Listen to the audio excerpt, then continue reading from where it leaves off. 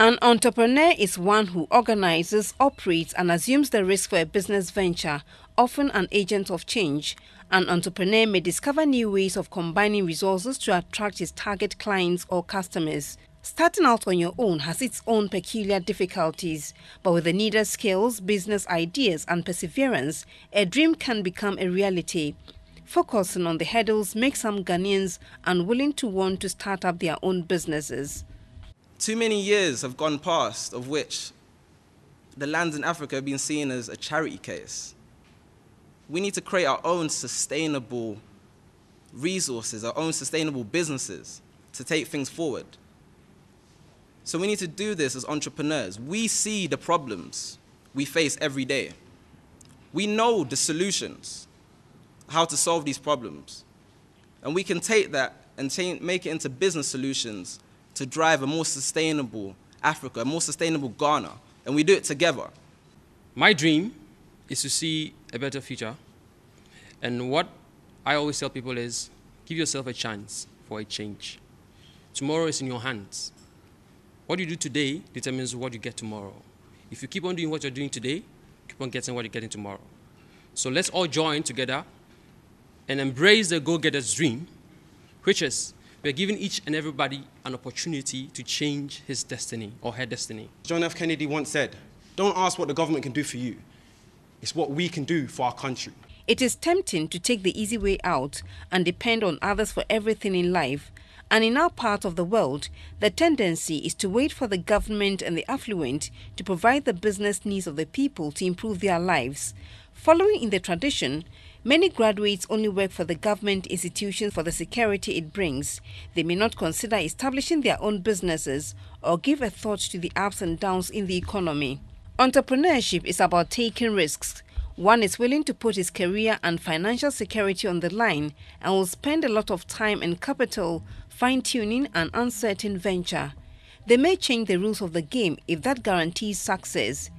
In Ghana, some are not bold enough to start their own businesses for fear of failing or losing their capital. And this is why a young group known as Go-Getters have decided to travel around Africa to educate young people on the power to invest and create their own businesses. They say attitude and change are factors affecting entrepreneurship in Africa. Business everywhere is thriving on what? Trust. You live in an environment so many miles away and you are dealing with the person, he's trusting you. He can invest in your business without even seeing you. By mere communication here and there, that is it. And when we're dealing with these white folks, he will trust you. But when you are dealing with your fellow Ghanaian or African, forget it. And so if we don't change that perception, there is no way we can develop. But not all is gloomy in business. A successful entrepreneur expands the size of the economic pie for everyone. 3 Ghanaians who have set up and are successfully running their businesses shared their experiences. On the 12th of May 2005, I was ready to graduate. I had an idea. I thought to myself, okay, so there are a lot of, SMS has just started. Businesses can actually get into bulk SMS or mass communication.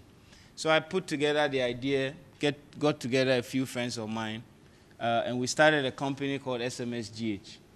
8 years down the line today, we process more than 50 million text messages. The reality is, if you want to run a successful business, and by the way, if you want the power to stand on any platform and teach people how to run businesses effectively, then you have to be the example.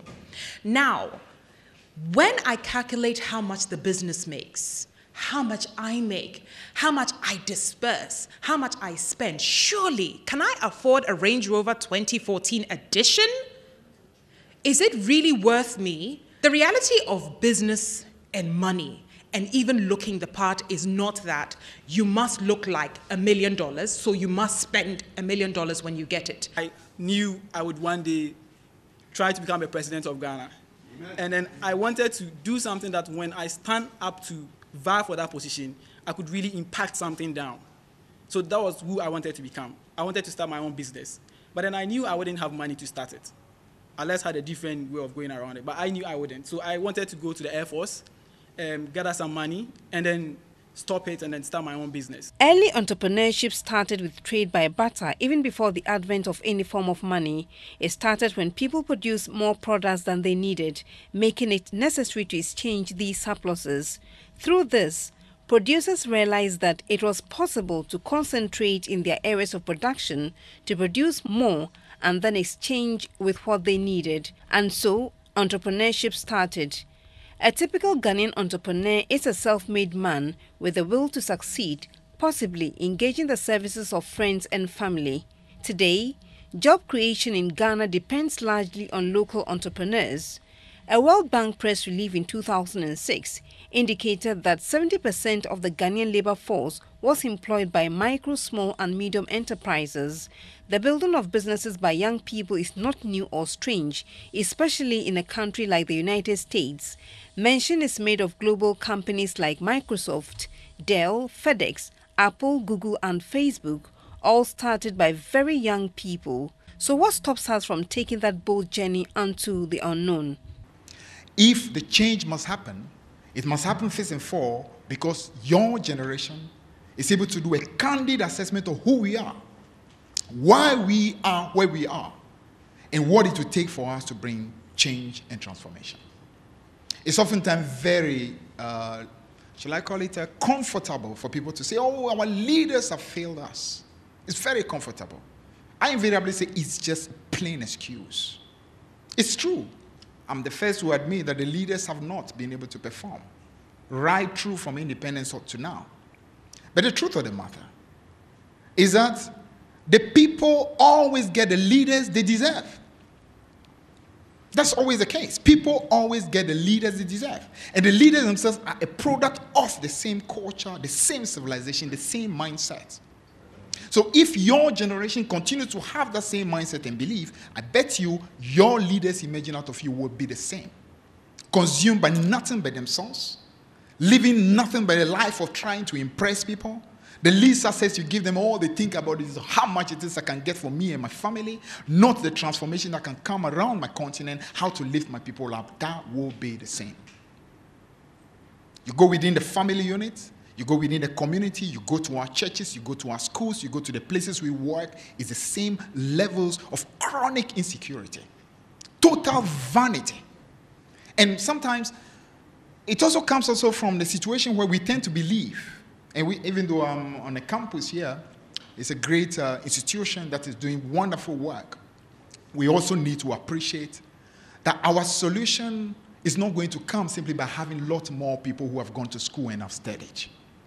In fact, if there is a continent that has taken pride in having great scholars, having doctors and professors being in top management of their economies and so on, it's Africa. You go to America, you hardly see any professor managing an economy. Same in Britain, no doctor. They look for real practitioners. But in our part of the world, our specialty is to take doctors and professors. I'm not in any way saying that's not important, but until it dawns on us that the solution is simply not cosmetic academics, but real practical knowledge of our problem and how to resolve it, I tell you, we will continue going round and round in circles, and all our academic capacity would be of no relevance to the transformation of our continent. The stress is on attitudinal change, a tool leading to economic freedom and economic growth.